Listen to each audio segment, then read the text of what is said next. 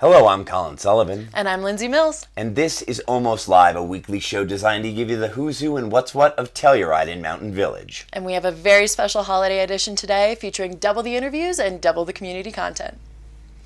On today's show, we'll find a leg conditioning exercise with Fuel Up, featuring Becca and Ryan from Fuel down in Telluride.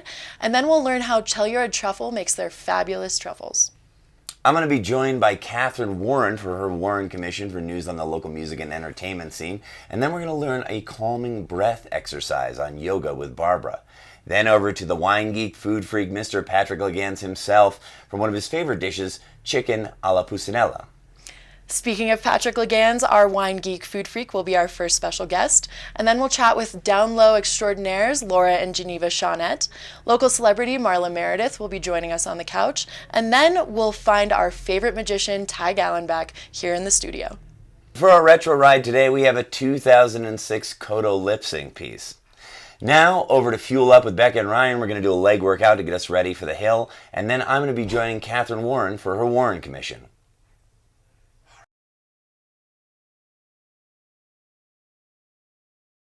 Hi, I'm Becca. And I'm Ryan. And we are Team Fuel. And this is Fuel Up.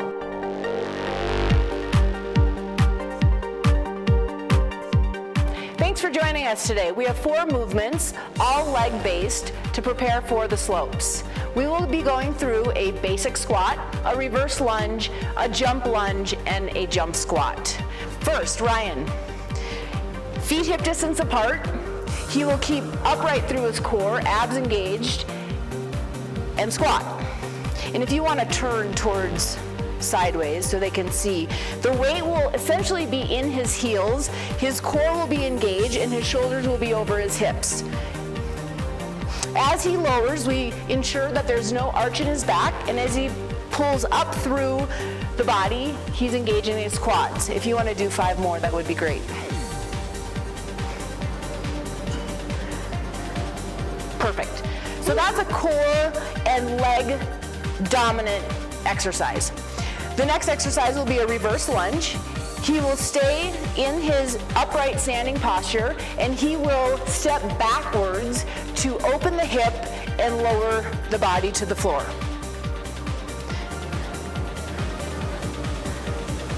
Nice. His shoulders will remain over his hips as he lowers down, and as he stands, he will once again engage his core into an upright posture. The next exercise is a little bit more dynamic. It will be the jump lunge. He will do the exact same exercise he just did, but he will add some intensity and some plyometric is what we like to call it. Ryan?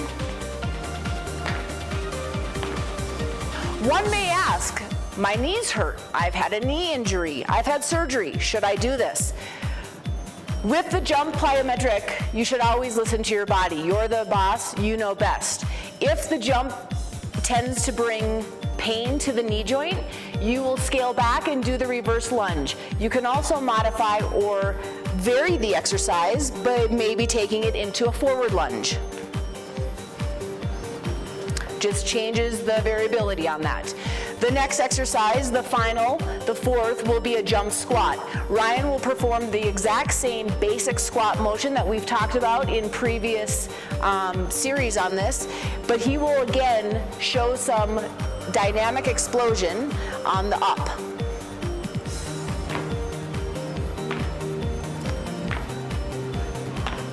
So not only are you getting that explosive movement, but his heart rate should be elevated after the time in which he does it. You will perform 10 squats, 20 reverse lunges, 20 jump lunges, and 10 jump squats. You will repeat that for 15 minutes. Thanks, Becca. Now I'm ready to hit the slopes. You bet, Ryan. Thanks for joining us, and we'll see you next time.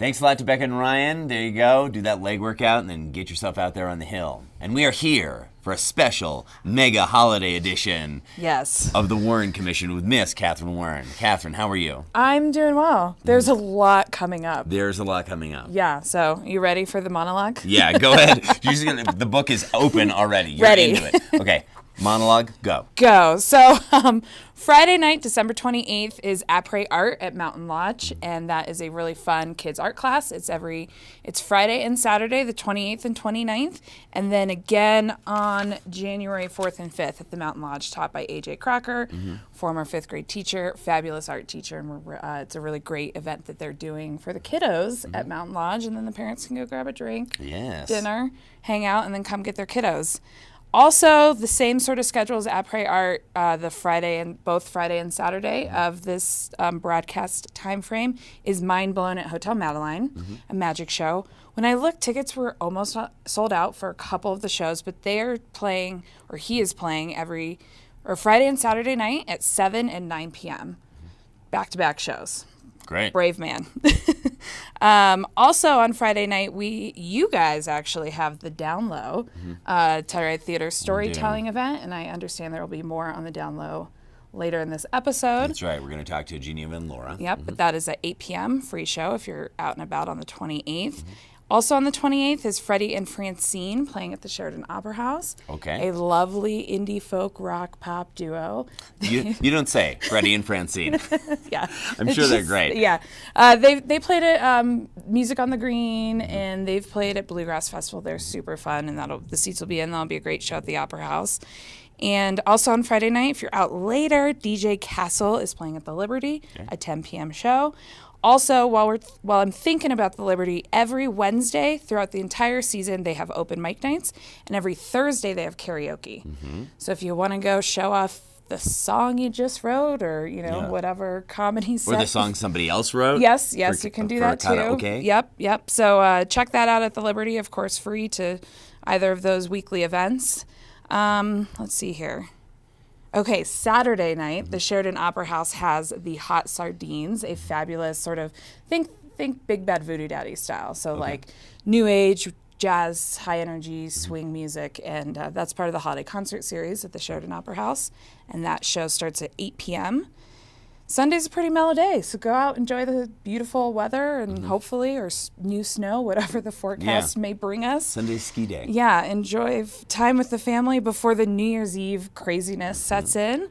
On New Year's Eve at 6:30, there's a torchlight parade. This time around, it will be going down both sides of the mountain, so you can see it from both Mountain Village and Telluride, and that's always, a fun holiday tradition. Out and about. Half-cocked skiers with giant flaming torches. You can't miss it. Yeah. You really can't miss it if you're in town. No, you just you look can't. up in the mountain. My first winter in town, we were walking down Main Street, and my mom was like, "What is on the mountain?" I was like, "Oh yeah, that's the torchlight parade." So it's super fun. After that, there's Robert Randolph and the Family Band playing at the Sheridan Opera House. They played last year.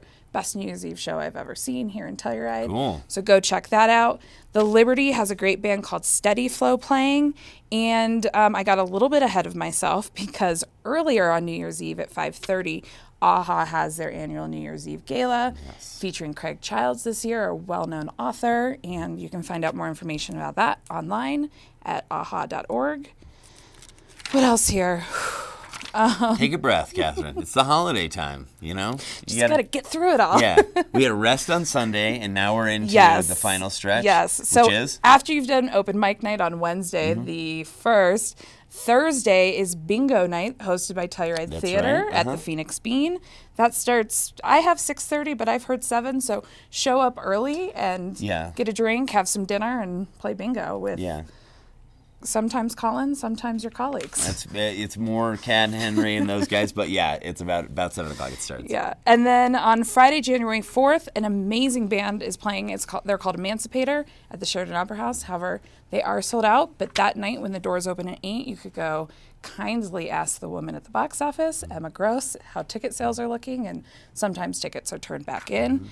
If you don't make it into Emancipator, Sean Mahoney is playing at the Liberty, and then finally, last but not least, on January 5th, Trout Steak Revival is playing Great. at the Sheridan Opera House. You caught those guys last year. Yeah, Super fun band. actually, I booked those guys years ago. Oh, but that's yeah, right. yeah, that was years before. I mean, they were still Trout Steak, but Yeah. yeah, they're wonderful. They're a wonderful band. Yeah, and I'm probably missing something that hasn't been announced yet, so be sure to pick up a copy of the Watch newspaper. Yep. Check out Visit Telluride's online calendar, Facebook events. Town of Mountain Village has an event calendar, Telski. There's just all sorts of ways to find entertainment here in Telluride. And Catherine, if we wanted to maybe read an article by a smart young woman who would have your same name and same Yes. face and actually is you, Yes. where would we go? You would find that in the Telluride Watch newspaper out each Thursday. Okay, yeah, there, Warren Commission, Telluride Watch, or just come on back for next week and see, or a couple of weeks there and see how much new stuff is going on. Yeah. You'll see us out in the town. Yeah. Let's go over to the Wine Geek Food Freak for a lovely chicken dish. Take it away, Patrick. Hi, I'm Patrick Legans, the Wine Geek Food Freak. Today I want to show you a little dish called Pollo alla Pulcinella, one of the first dishes I learned in Naples, Italy from Master Chef Antonio Race. Grazie mille. First I'm going to take some butter, put that in a pan. Meanwhile, I'm going to take a nice chicken breast from Clark's Market, one of our local supporters. I'm going to pound out that chicken, hammer time. Then I'm gonna let it rest for a minute. I want this to be kind of an elegant dish, so I'm using sliced garlic. Now, I don't do razor blade thin like some people like. I want a little texture to mine, but I will tell you, if you notice, when I chop garlic, they're all the same width. That way you're gonna get an even cook on all of them. Put those guys in there. Now I'm gonna take some sun-dried tomatoes, put those guys in. As that starts to get going, now I'm gonna add my chicken breast. All right, now you can see that the garlic is starting to blonde. That's when I'm gonna add a little crushed red pepper. Put a little spice in that dish. We are talking about Naples, Italy. That's a pretty spicy town. In fact, the name Pulcinella refers to a clown. Every town in all of Italy has its own clown. In Telluride, it's Patrick Legans, the Wine Geek Food Freak. However, Pulcinella was a cool guy in the 13th century, 14th century time. He donned a mask and would go around and would make fun of the aristocracy and would pass out free pasta to poor children to bring home to their families. Now that we have it at this point, I'm gonna add a little white wine and a little tomato sauce. And I'm just gonna reduce from here. All right, so I've been flipping this chicken breast for the last 8 minutes. One important thing, it's all this on the side here, you definitely want to get off. It's sodium that is allowing that to adhere to the pan, and sodium is salt, and salt tastes good. I'm gonna add some heavy whipping cream and a nice pinch of salt, and we're gonna reduce from here. All right, so we're a couple minutes away. I'm gonna grab the shrimp, start cooking those guys. On the individual bubbles, you'll start to notice a discoloration. When you start to see that, you know the cream sauce is done. Past this, you're gonna break the cream sauce. So you wanna stop now. Real quick, I'm gonna do a little quick chiffonade of some basil here. I'm gonna put half in the sauce. I'm gonna reserve the other half for decoration. And we're done. Take my chicken breast, right there. I'm gonna take some of those sun-dried tomatoes, put those on top. I'm gonna put a couple shrimp, just like that. Then I'm gonna take a slotted spoon, put that on top of there. And then I'm just gonna pour that beautiful pink cream sauce on top of that plate like that. Oh Lord, look at that. Now reserve basil for decoration. And you're eating pollo alla pulcinella. So, until next time, remember all you need is good ingredients, some care, and a minute of your time, and you can eat like me, Patrick Legans, the Wine Geek Food Freak.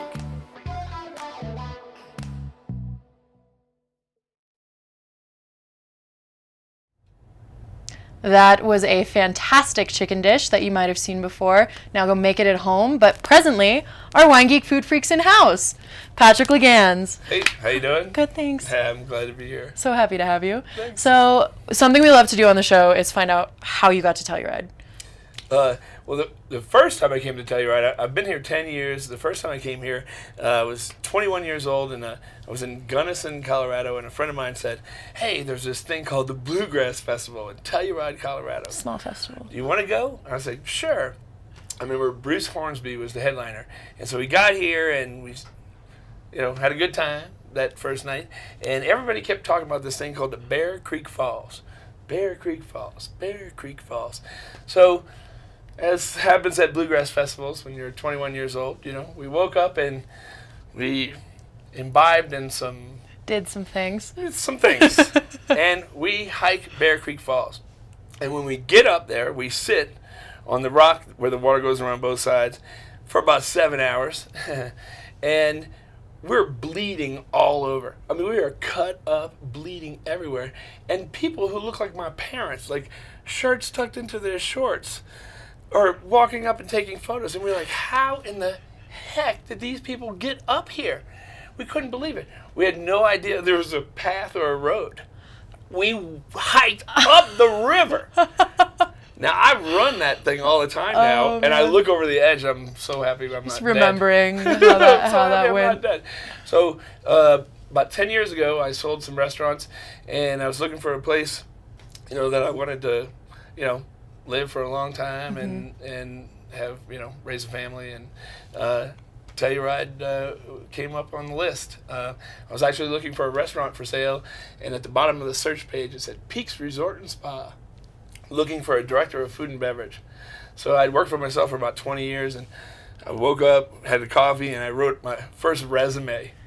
And I sent it off, and the next day I was on a plane, and I landed here, and they paid me some extra money not to leave. I was buying $15, $20 socks at the Toggery ever since. That's fantastic. So I'm happy to be here, that's for sure. I love it. Started at the Peaks and have come a very long way since then. Yep.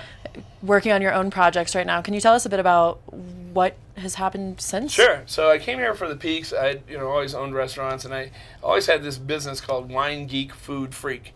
It's a private chef company. So I resurrected that, and so I fly around the country. So I'll fly on Friday, cook on Saturday, and come home on Sunday. And it's normally 5-course wine pairing dinners with poetry. Mm-hmm. It's kind of my shtick.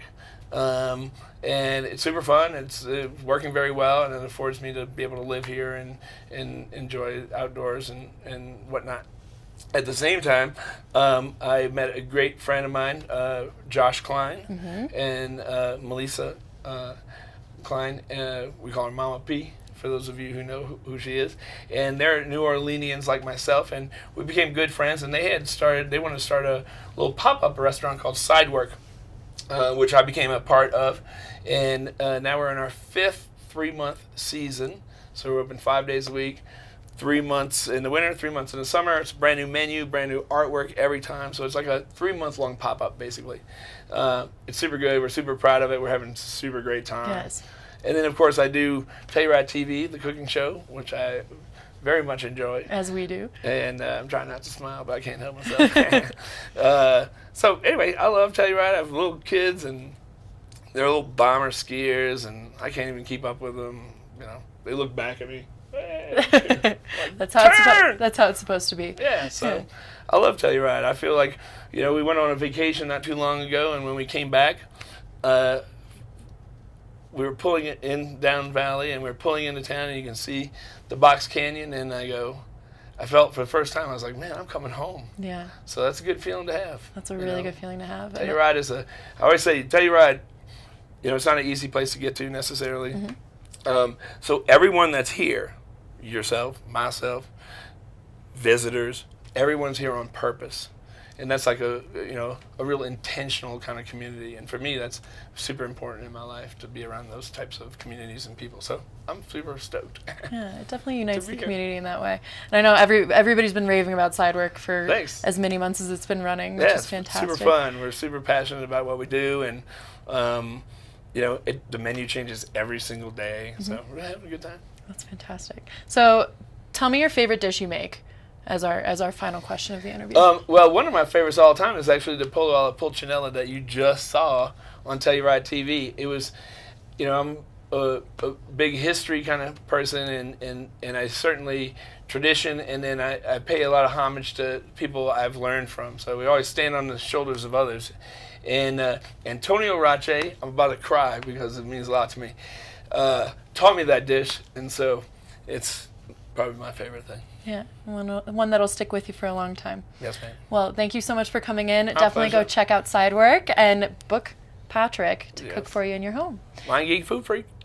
And also, tune in every single week for a new episode of Wine Geek Food Freak, or you can find his videos on YouTube or Facebook anytime you want. Learn some new dishes for your recipe book. But for now, we're heading over to Yoga with Barbara for a calming breath exercise.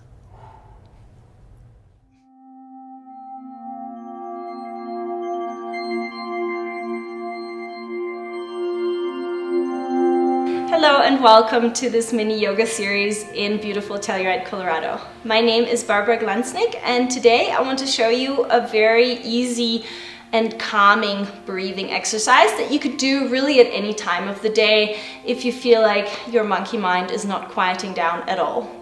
This mini yoga series really provides you with a bunch of easy stretches that you can do at any time, especially when you're running out of time to run to a yoga class. As always, I want you to focus on the breath, so we're going to breathe through the nose only, and also I really want you to move with care, so honor where you are today. Okay, so let's get cracking. Lie down on your backs, either on the mat or on the floor if the floor isn't too cold. Then I want you to bend the knees, bring the heels wider than your hips, toes turned in, so you can already feel the inward rotation of the thighs. You don't have to bring your knees together, so they don't have to touch, but maybe in the direction. Then I want you to flip the palms to the ceiling and tuck your shoulder blades under, so you can feel the heart space opening. Tuck your chin. Some people may have to put a blanket underneath there, so you don't feel like your head or your chin is sort of going backwards. We want to have a tucked chin, and so there's space in the back of the neck so that we can breathe freely. Then gently, gently, gently allow the exhalation to come to empty. Then with your inhalation, draw the breath all the way up into the heart space, really expanding the space around your collarbones.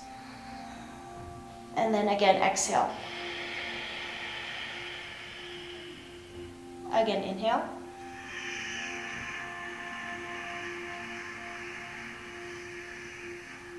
Exhale.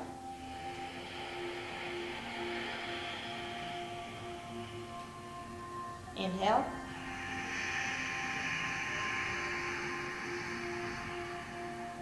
And exhale. Inhale. And exhale.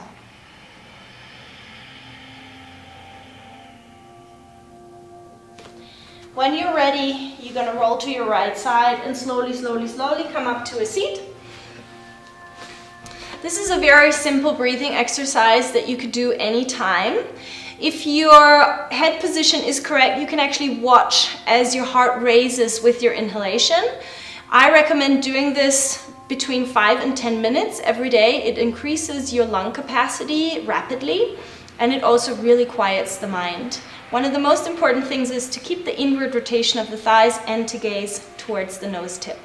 Thank you so very much for practicing with me today. Have a wonderful day. Namaste.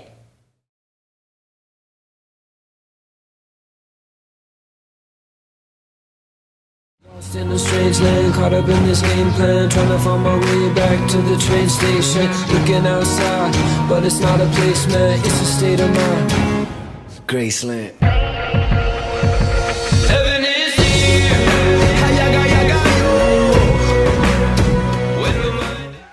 Guys, welcome to the Downlow. And thanks everybody for coming. Welcome back to the Downlow, you guys. Welcome to the Downlow. Here you go, the Telluride Downlow. The Downlow is a forum for storytelling. We think that one of the best ways to connect with other people is by sharing stories. It gives us a glimpse into someone else's life. It's a piece of humanity that resonates and feels familiar. You might cry, you might be shocked, you might laugh. You'll definitely laugh. But ultimately, we hope that you'll be engaged and entertained. We're having a pretty great conversation, and as we're chatting in the middle of this party, he goes, "Whoa." And he kind of gestures down my back, and at that time I had long, luxurious brown curly hair, which was all down my back, and I realized, holy f***, Brad Pitt is flirting with me. So at the time, I was about 15, going on 16, and she went through my drawers and found a dirty letter that I had written to my girlfriend, at the time. And it was one of those like totally immature, illiterate, made no sense, one of those like sexy letters of all the things I'm going to do to you that you actually can't do in real life. You know, like it doesn't work. Like those kinds of positions just don't work. As I'm talking to him, I look down and I see a $20 bill in the trash can, and I'm like 18. I'm like, $20 bill, and I grab that thing. Well, it's not a $20 bill. It's a photocopy of a $20 bill. So he cuts it out, and he's like, "You can buy me my first drink," and we're going out. So I put this $20 bill in my pocket, and yeah, so you guys know where this is going. So. The Downlow is a live storytelling event hosted by Telluride Theater throughout the year. It features an eclectic variety of stories from the tiny mountain town of Telluride, Colorado. With the support of Telluride Publishing and Back Pocket Creative, The Downlow is now a podcast, featuring highlights from our live events and exclusive new in-studio recordings. Give The Downlow a listen and find out what's making our live shows so popular. And if you're interested in sponsoring the podcast, please email Jenny Page at jenny@telluridemagazine.com. I'm Laura Shawnette, and I'll see you on December 28th with our first episode of The Downlow.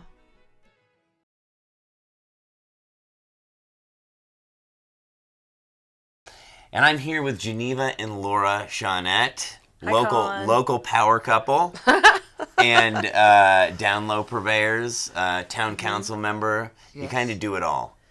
We're trying to keep up. Yeah. So let's talk a little bit before we begin about the Downlow and all the stuff that's going on the holidays. Let's talk a little bit about you two. What's your Telluride stories? Did you come here together, or did you meet here? Oh. You came first. I moved here right after college to do couple ski winters, and that turned into careers and marriage and all that sort of thing. But came to ski, stayed for Telluride Academy, stayed for everything else. Yeah. Stayed for Telluride Academy. Yeah. Met the Laura. Married the Laura. Winning. Yeah. Oh man, I came for Bluegrass in 2011, and it just feels like such a token story. But then I stayed for. I mean, I came pretty intentionally. I definitely stayed. Gosh, I moved here permanently a year later, and I met Geneva at that Bluegrass Festival, and so there's definitely something in the back of my heart drawing me here, aside from the fact that I really wanted to get out of my situation I was in. I was in Nashville and was just ready to move forward. Yeah. And the mountains, there was something intoxicating about the mountains. Clearly there was something intoxicating about the mountains. You came for a music festival and you got a wife. Yeah. That's an incredible thing. It was the best ticket I ever bought. I believe I did the same thing or something like it. So let's talk a little bit about the Downlow. Talk to me first about the origins of the Downlow. I know these stories. Full disclosure, I run Telluride Theater along with my wife, and you guys came to us with an idea a while ago, and it was not called the Downlow at the time, but go ahead. It took us a while to come up with the name. I think we were hiking Ajax or something. Where were we? When we came up with the name, a lot of brainstorming happens on hikes. Yeah. But we initially came up with the idea because we were bartending and working summer camp and doing the seasonal, off-season trips and lots of road trips in our old van again. And we were listening to all these story podcasts, and we thought they were awesome and really brought out a lot of conversation between us about the stories we heard, and we wondered what it would be like if we could have a live event like that in Telluride. It just seemed like such a natural thing to bring to this town because, this town is so rooted in storytelling. And I say that at the top of a lot of our live events where it's like you can't make it one block down the street without a story from someone or someone asking about, what did you ski this weekend, or what did you climb, or where did you go? And we're such love that about this community, and I love that, you know, we're so connected in these ways. But at the same time, you can pass someone every day on the street and say hello and maybe not know that much about them. And so the other side of it is giving a platform to connect on a deeper level with people that you might not always, you know, sit down and talk to. And with this, we hope the environment is like that, is like sitting over coffee with somebody and really laid back and honest and raw. I mean, I think it is. Yeah. We're very happy with it, I think. I mean, you guys sort of like took it and ran with it, which is an incredible thing. We provided some platforming for it, but you've really like grown it to this big thing. And I have to say too, as a theater organization, to have a storytelling night is amazing, because that's really the essence of everything you're doing. Yeah. You know, and I think that what you brought out in the last couple of years, other than the fact that, you know, this is free programming for the community like 5 times a year, and we're packing it with like 160 people, you know, every time. Awesome. Is that you, like you were saying, Laura, like some of the stories are things about people that you would never know, you know, so that's it's kind of a surprising thing, right? Yeah. I think it's also great that it is theater in a way, because you're on a stage and people are all quiet listening to you with the lights dimmed, but it's accessible to people who would never consider getting up on the stage otherwise. And I think that going and telling a story at the Downlow has become this kind of step that a lot of people look to share something that's been a secret, or share something that nobody knows about, or just really... Or maybe give more insight to something that everybody knows about. Sure. Giving like the honest side of it. Yeah. Or just trying to put themselves out there for the first time, and you can see people in the audience afterwards going up and talking to them and realizing they are approachable, or they, you know, have similar stories and they can connect on something else, like their families have similar things together and things like that. So I think it's just been this really cool thing to bring people together and allow them to... you know, not just walk by with the earbuds in kind of thing. Yeah, and I think, again, like it serves this function, right, which you guys are in full agreement with, which is to strengthen the community, you know, in terms of like our understanding of one another on the streets, like you were sort of saying. I do want to get to the fact that you have a Downlow coming up, which is on December 28th. Oh, yeah. Is that right? And what is the theme of this Downlow? Holidays. It's our annual holidays one. And so I am annual. It's our 5th one. It's gosh, we're entering our 5th year. Happy anniversary. Thanks. Yeah. Thanks. What are you getting us? I don't. What's your 5? I hadn't thought about it yet, but I will now. Like there's cotton, there's paper. I don't know. I can't wait. A gold microphone. I'll have to think about what we swap. Yeah. So yeah, we tend to get some pretty raunchy as well as heartwarming, heartbreaking stories for the holiday theme. Super dynamic, yeah. Which is, it's a really fun one, and we all get to get cozy in there, so I'm excited about it. I'm drenched in holiday spirit. Yes. Because I've just been listening to some amazing stories over the past week, and I'm so excited for everyone to come and share them. Just come. Is that the Black Box? It's at the Black Box, or I was going to say the Bob. Yeah, it is It's at the Bob, the Black Box Theater. And then we, that same night, are premiering the podcast. That's We've been right. talking about this podcast for like That's right. years, and we're finally doing it. Yeah, and the podcast actually, which is a collaboration with Telluride Magazine, right? Yeah. So the podcast actually is old stories, right? Combined with in-studio stuff. Yeah, exactly. So we've been, you know, kind of collecting material and recording a lot of our live events over the past few years, and then also getting some one-on-one stuff in the studio. You told one. I'm really excited about. I did tell one. It was it went rougher. Thank God that Laura's really good at audio engineering. That's what editing's for. But yeah, so it's going to be released the same night. We're going to do it hopefully through Apple Podcasts and a bunch of different things like that. Yeah.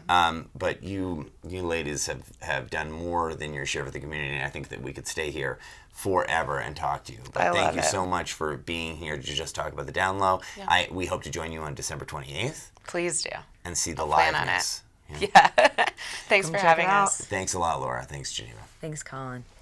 Telluride TV is a public access channel that depends on public support, and we want to give a shout out to a few of our most generous supporters, the towns of Telluride and Mountain Village, the Telluride Ski and Golf Company, and the Telluride Foundation. Now let's head over and see a new piece from Telluride Truffle, and then after that I'm going to be sitting down with local author and Instagram superstar Marla Meridith to talk about her new cookbook. Hi, I'm Patty Denny, and I am the founder and creator of Telluride Truffle. I would like to introduce you to the 14er, which is made up of 14 individual truffles, all representing mountain life. And today, I would like to talk about first tracks. First tracks is what we are all passionate about. It's the reason why we wake up early in the morning on a powder day. You're the first one up the lift. When you're about to make your first track, you want to show off. So you want to do the one just perfect line. My first track truffle, you'll know because it has that beautiful ski line on it. And it is milk chocolate infused by Chambord. It's the black raspberry liqueur with a milk chocolate shell. And Chambord has this wonderful flavor that really enhances milk chocolate. It just makes it taste like the best milk chocolate you've ever had. I think you're gonna love First Tracks. Thanks a lot to Telluride Truffle. That was one of their truffles called First Tracks. And now here we are with local author, Instagram influencer, all-around fashionista, Miss Marla Meridith. Hello. Marla, thank you so much for joining us today. It is great to be here. Thank you. Other than the fact that the camera is catching your camo pants, yes, your lace, you have all this thing going on. No one would ever see me on the hill. No, but look at this. Look at this, everybody. I don't know if you can pull in on this one, but we have Christmas. How did you get the Christmas nails? So I had to do a story on the Grand Junction Mall, actually, believe it or not. I had to do a shopping experience there. And what happened was I went in to get a quick manicure, which I asked for just red sparkles. All of a sudden, Holiday appeared. And I didn't stop the guy. He started with a snowflake on my pinky, and then I was like, all right. I was probably sitting in the chair for like an hour and a half just watching him go to town, and there was no conversation at all. He just those guys are artisans, you know what I mean? It's called nail art, by the way. Yeah, it is. Well, you have a snowman on your nails, yeah, so it's nail art. Nail art, and this guy's already lost his eyes, and things are starting to, you can't. It's the snow. You can't be perfect. So what? So tell me a little bit about. Now we always ask you to tell your right story. So, how did you come here, and then how did you? I guess I want to segue into how did you get started on the whole Instagram thing and becoming, I guess you would call yourself an influencer, right? I'm an influencer, yeah, for sure. And so let's segue right into that. So how did you get here, and then how did you become? Okay, so the sort of lifestyle food blogging component started back in 2009, and that was when the blogging world was just beginning. It was infantile. There weren't that many of us. It was a good time to catch the wave. It was pre-Instagram, right? Very much so. Yeah. Very much so. I'd say it was Facebook and Twitter. Yeah. Way before Instagram. And it was also a time before Pinterest, actually. A few years before Pinterest. So I started in 2009 by virtue of wanting to rebuild a career. I was a textile designer after college. Had my babies. They were 3 and 6 at the time, where I was like, if I don't start working again, I'm going to go crazy. So all of a sudden, I was really into marathoning and health and fitness and food. So I started a blog called FamilyFreshCooking.com, which a lot of people here probably remember because that's what it was when I was first started rolling around Telluride. I started coming out here actually earlier than 2009. I started coming out here in 2003, and I wasn't really a skier. I did grow up in the Northeast, but it was icy. That's right. Yeah. Silly. I grew up in the Northeast as well. Yeah. It's just ice sheets. It's just ice sheets, and unless you master those or take the time to, I didn't come here as a full-fledged skier. So 2003, I didn't have kids yet, and I came here with my then husband, and I just wanted the ultimate ski resort. So what it really came down to, thankfully there was Google and all that way back then. Yeah. I looked at pictures and I was like, that place called Telluride, that is the most beautiful place I've ever seen. And it was all those glossy shots of the Box Canyon. And I always say Telluride's a supermodel. You can't get a bad angle. Yeah. And then, so how did you then take this and along with the blog and everything like that, and then transform it into this this whole Instagram world? Yeah, this little Marla Meridith empire. Yeah, the Marla Meridith empire. That thing. Yeah. So I start coming out in 2003. I'm obsessed with it. I have the kids. We start coming out more over time. In 2009, I start the blog, and then from there, I got really into, hey, if you're gonna have a blog, you got to do it right, and it's got to be beautiful. People eat with their eyes, and since it was mostly food, I had to learn how to take beautiful food photography. So that's what I focused on. I'd go to workshops. And I started traveling. I think my first trip to Switzerland was, let's say 2011 or 10 or something like that. And so I was like, I am so hooked on the alpine world. All I want to do is be in Telluride or in the Alps or some other alpine region in the world. So we finally made the move as a family, because all I did was obsess about Telluride when I was then living in Orange County, California. And they're very different. Very. So we moved here as a family in 12. And my kids started public school as kindergarten and third graders. Now they're 6th and 9th. And just built and being a blogger, I can work from anywhere. And being a blogger who's obsessed with food and the mountain culture, I changed the blog name from familyfreshcooking.com to marlameridith.com because I wanted to talk about everything and not just food. I felt really pigeonholed by familyfreshcooking.com. So. And then naturally, be like you were saying, like the food photography is a big thing. So like Huge. Naturally, it translated over. A lot of these things, translated over to Instagram. There's a lot of like inventors on there and all those kind of things. Instagram has become like a whole other blog. Yeah. A whole other blog. What I post there isn't necessarily what's on my website. Nice. It's the same messaging. Yeah. But I've been having a lot of fun on Instagram now with sort of those animated. There's all these fun things you can do with like, oh, it's not really snowing here, but I'm going to make it snow. Yeah, totally. Well, listen, I mean, it's not snowing here, but it's snowing way more than it did. So I'm sure you're getting very nice, nice shots on the hill. I get so many, but I'll make snow at midnight. Like I'll go out with my tripod, and everything's a selfie, by the way. No one's following me around. I don't have like the guy. There's a lot of girls who have the guy that follows them around to take all their pictures. No, it's me and my tripod and phone. And now, talking about being a self-made person, let's look at this. This is your cookbook.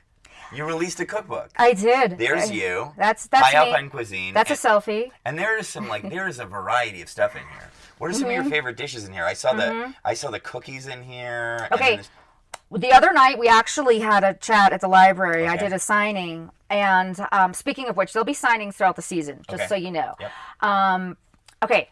The brown butter chocolate chunk cookies. Yeah, that's what I saw in there. I said, this is what I need They're to make. maybe the best thing in the world. Maybe I baked them right before the book signing, and they were sitting next to me in the car, and they smelled so good, and I just, driving and like, yeah.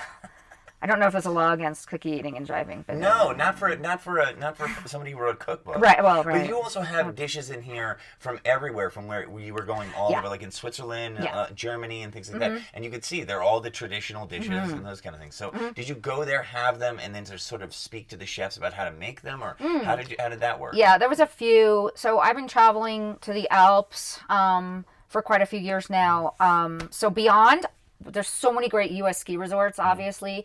And I gleaned a lot from the different resorts that I enjoyed, sort of signature meals. I made my own versions of them. But yes, a lot of alpine foods. I spoke with chefs. I did a lot of recipe testing. I learned about the local ingredients in those regions. But then I made sure that you guys can cook it here without any issues, that you can sub in any... if it's a Bunderfleisch, which is an air-cured meat, and you can't get it here, that's okay, use prosciutto. You're never going to be... And it's not a high-altitude cookbook. This is for everyone, everywhere, to enjoy the flavors that they love most from the alpine world. Amazing. Yeah. Marla, I have to thank you for being with us, but before we go, I want to know, where can I get this lovely cookbook? High Alpine Cuisine. Okay, easy. If you're around the Telluride region, please stop by Between the Covers. They have a bunch of signed copies there. Easy. And beyond that, I'm all over the web. Amazon, Target, Walmart, Barnes & Noble. Where do we find you if we want to follow Instagram? Or everywhere, Marla Meridith. Okay. That's it. So your Instagram, marlameridith.com blog, Instagram, Marla Meridith, Facebook, Twitter, Pinterest. All MM. Nice. I made it easy for you guys. Nice. Thanks. Folks, the book is called High Alpine Cuisine. It's out now. It'll make an amazing holiday gift. If you're in the Telluride region, please go to Between the Covers, go to your local bookstore, wherever it is, and get High Alpine Cuisine. Marla, thank you so much for being with us. Yeah. And we'll see you on the slopes, right? Yeah, every day. Yeah. Let's head over to Telluride Truffle now. They have another truffle they want to tell you about. It's called the Bunny Hill. Hi, I'm Patty Denny. I'm the founder and creator of Telluride Truffle.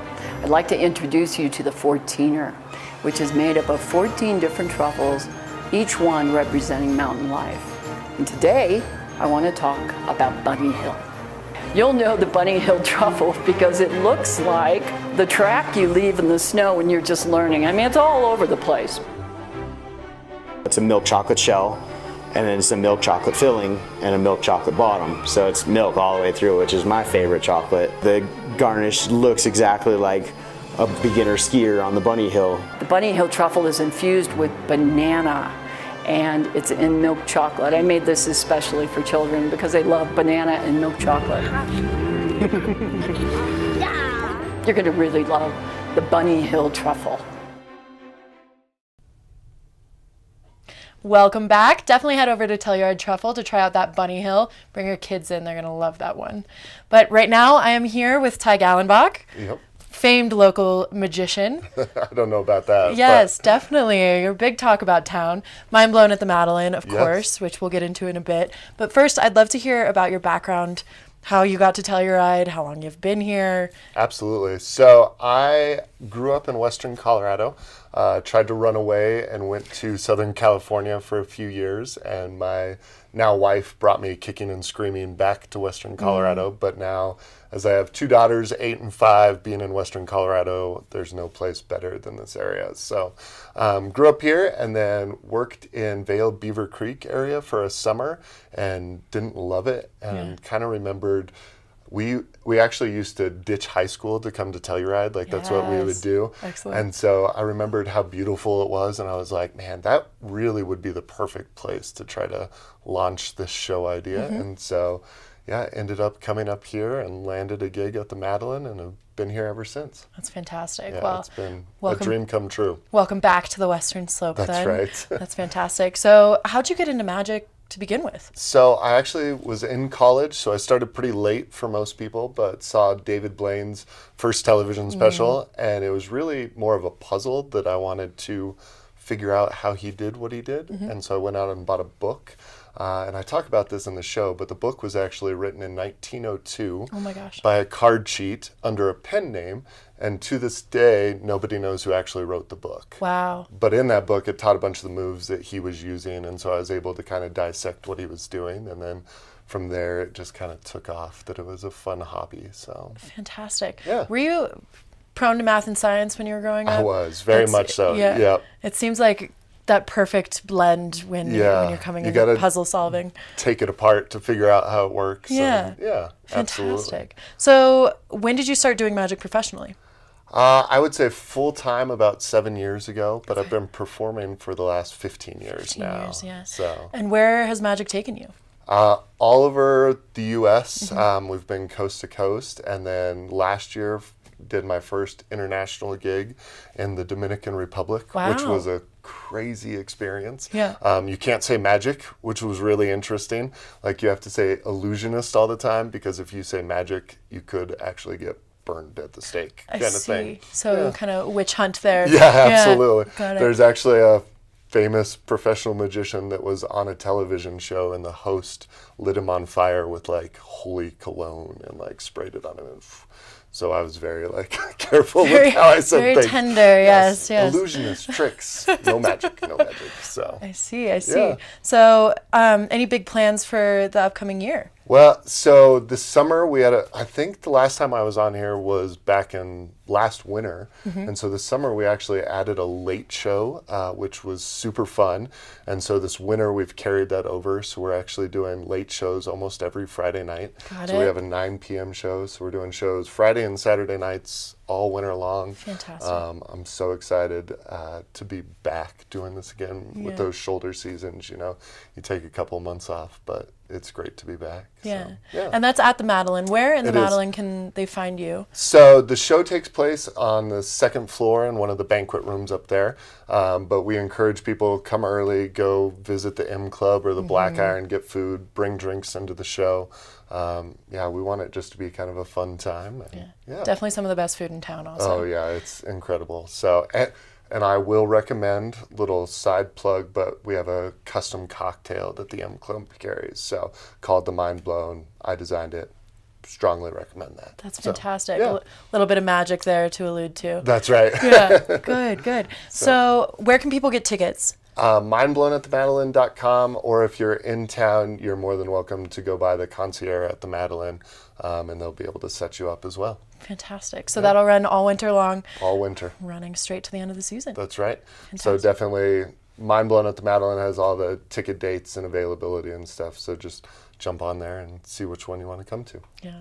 Wildly popular in and around Telluride. Yeah. But right now, you're going to show us one of your famed card tricks. Let's do it.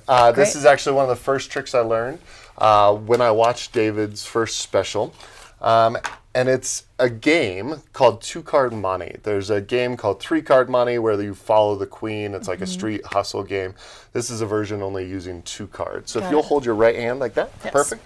We're going to use 2 queens, the Queen of Diamonds and the Queen of Hearts. I'm going to put the Queen of Diamonds in your hand just like that. If I snap my fingers, are you holding the Queen of Diamonds or the Queen of Hearts? Queen of Diamonds. Are you sure? No. You can look. I haven't done anything yet. Okay, it's the Queen of Diamonds. I'm not quite that good. But I have the Queen of Hearts. You have the Queen of Diamonds. This is how it's going to work. The switch looks like this. So now I have diamonds. You have hearts. So now keep track, though, at full speed. 1, 2, 3. Without looking, what card is on bottom? The Queen of Diamonds or the Queen of Hearts? The Queen of Hearts. For $20? Yes. No, you should never bet, because I actually keep the queens back here. And if you take a look there, you've got 2 flash aces just like that. All right, no betting. Yeah, that's right. But first rule of magic. Yeah, never bet. But see, here's the thing about it, is really that's just sleight of hand. I mean, that's changing 4 cards out of the entire deck. It's just being quick. I like, if you could do magic, you wouldn't change just 2 cards or 4 cards. You'd actually change the entire deck. Oh my God. From red to blue. This is also usually when... I mean, this is red. This is red. Those are blue now. And this is usually when someone says, well, can you change it back? That's your cue. Can you change it back? Oh, perfect. Let's try it. Take out any one you want. Okay. Look at it. You can show the camera. I won't look. Okay. Good. Tell me when to stop. Stop. Set your card back in. Okay. And it goes into the center. And we get 1 card to change. If you take a look, there's 1 card. Oh, no. And there's only 1. There's not more than 1. What was your card? It was the 10 of clubs. The 10 of clubs. If you take a look, the 10 of clubs. Now, here, we'll do it one more time. Hold your hand like this again. Okay. I'm going to give you the 10 of clubs. We'll try this one more time since you're using the hand. Tell me when to stop. Stop. Right here. Yes. Okay, remember that card? Show the camera. We get 1 card to change again. If you take a look, 1 card changes, but this time it doesn't change here. It changes there. Oh my God. And nothing's moving in my hands. This is so confusing. That's incredible. So there you go. Yeah, absolutely. Thank you so much. Thank you. Yeah, it was so fun. This is mine forever. So now we're going to head over to our retro ride today featuring Lift Ticket. It's going to be his Whiter Than a Powder Day. Let's check it out.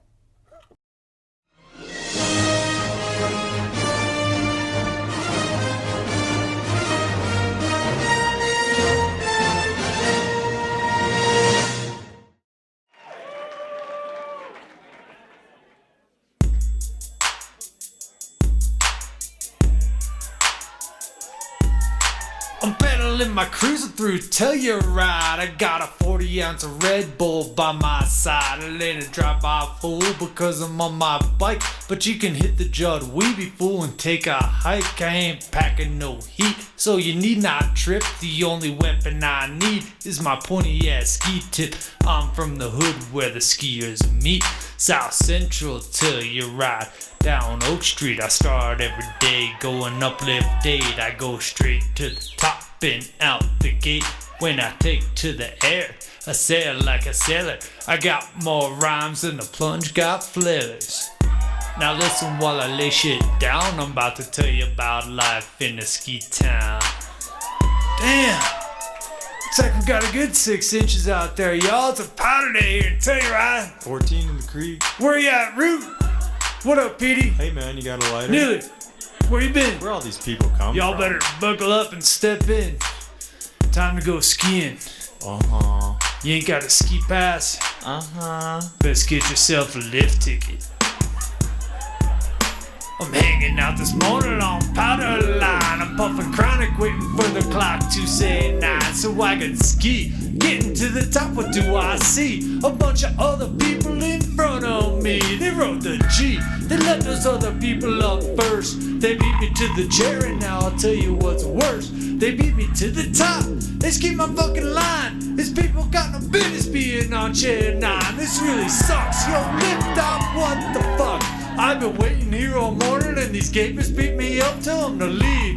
And don't let it happen again. Tell them to ski the G or 2 or 3 or 4 or 5 or 10. Fool don't play, I ain't got no friends on a powder day.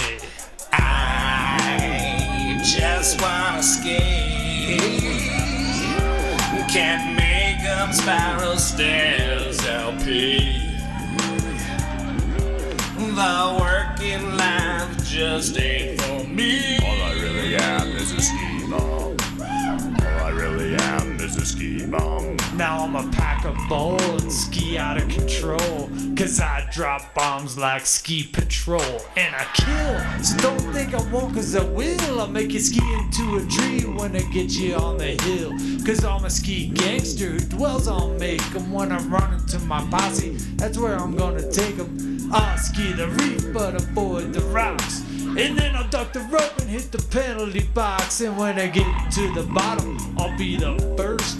So I'ma take a left and hit the stairs, traverse and going under the chair. You know I look so fly. People screaming, oh yeah, when I ski by. Cause I'm a mogul master.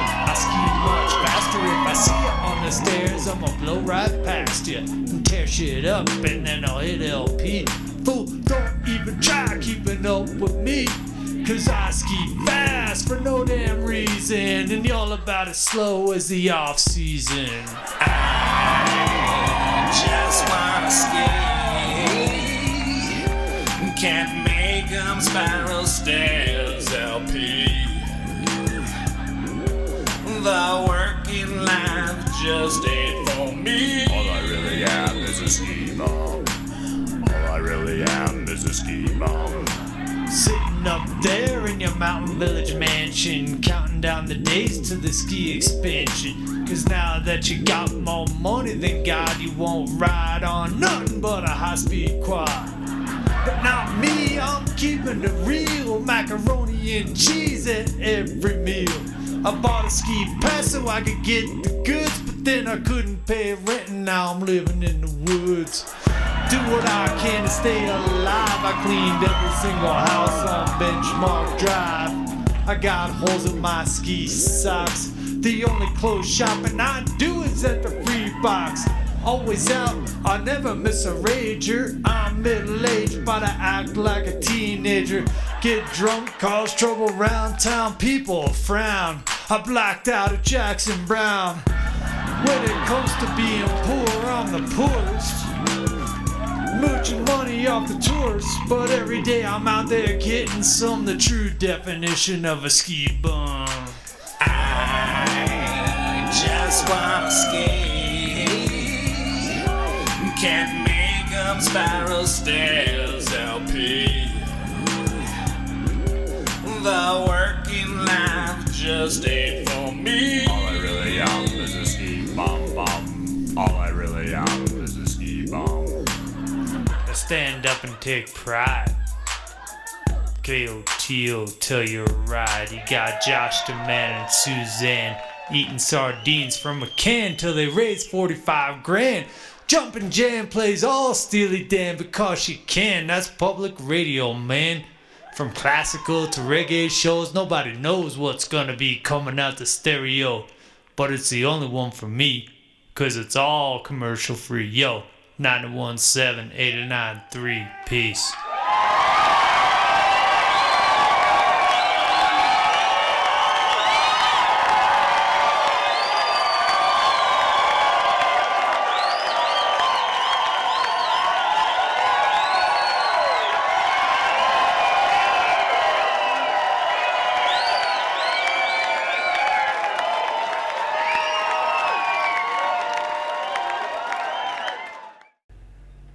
And that retro ride was featuring Lionel Starr. Telluride TV has over 30 years of archival video records, everything from community events like the 4th of July Parade, Kodo Lip Sync, tab fashion shows, children's theater, and festival interviews. If you have clips of your own, please send them over to us at tim@telluridetv.org or tag us on social media at Telluride TV. Well, Almost Live Is almost over. But never fear, if you missed any of it, you can catch us morning, noon, and night on Telluride's channel 1304 or channel 12 in Mountain Village. Or you can always find us on social media on YouTube or Facebook at Telluride TV. Happy holidays, everyone.